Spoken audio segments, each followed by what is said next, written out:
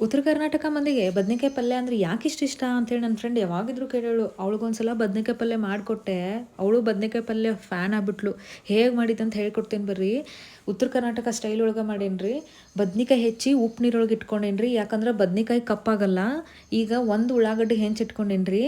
ಇದಕ್ಕೆ ಒಗ್ಗರಣೆ ಹಾಕಕ್ಕೆ ಒಂದು ಬಾಣಲಿ ಒಳಗೆ ಸ್ವಲ್ಪ ಎಣ್ಣೆ ಹಾಕ್ಕೊಂಡೇನ್ರಿ, ಸಾಸಿವೆ ಹಾಕೇನ್ರಿ, ಜೀರಿಗೆ ಹಾಕೀನಿ. ಇವಾಗ ಹೆಚ್ಚಿಟ್ಕೊಂಡಿರುವಂಥ ಉಳ್ಳಾಗಡ್ಡಿನೂ ಹಾಕೀನಿ, ಕರಿಬೇವು ಹಾಕೀನಿ. ಹಾಕಿ ಎಣ್ಣೆ ಒಳಗೆ ನೀಟಾಗಿ ಫ್ರೈ ಮಾಡ್ಕೊಂಡೇನ್ರಿ. ಇವಾಗ ಹೆಚ್ಚಿಟ್ಕೊಂಡಿರೋವಂಥ ಬದ್ನಿಕಾಯಿನ ಹಾಕ್ತೇನೆ ರೀ ಒಗ್ಗರಣೆಗೆ. ಒಂದು ಸ್ವಲ್ಪ ಅರಿಶಿನ ಹಾಕ್ತೀನಿ, ರುಚಿಗೆ ತಕ್ಕಷ್ಟು ಉಪ್ಪು ಹಾಕೀನಿ, ಒಂದು ಟೊಮೆಟೊ ಹಾಕೇನ್ರಿ. ಇನ್ನೂ ಹುಳಿ ಬೇಕಂದವರು ಸ್ವಲ್ಪ ಹುಣಸೆ ನೀರು ಹಾಕೋಬೋದ್ರಿ. ಇವಾಗ ಇದನ್ನು 2-3 ನಿಮಿಷ ಬೇಯಾಕಂತ ಹೇಳಿ ಬಿಡ್ತೇನೆ ರೀ.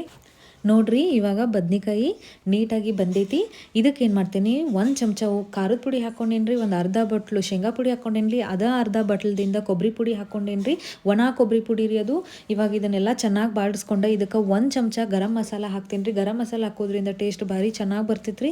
ಇದಕ್ಕೆ ಒಂದು ಅರ್ಧ ಗ್ಲಾಸ್ ನೀರು ಹಾಕಿ ಚಂದಾಗ ಕುದಿಲ್ ಅಂತೇಳಿ ಒಂದು 5 ನಿಮಿಷ ಬಿಡ್ತೇನೆ ರೀ. 5 ನಿಮಿಷ ಆದಮೇಲೆ ನೀವೇ ಅಂತೀರಿ ಬದ್ನಿಕಾಯಿ ಪಲ್ಯ ಆಹಾ ಏನು ಮಸ್ತ್ ಆಗೈತೆ ಅಂಥೇಳಿ.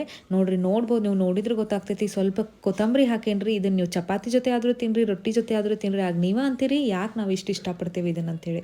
Thank you.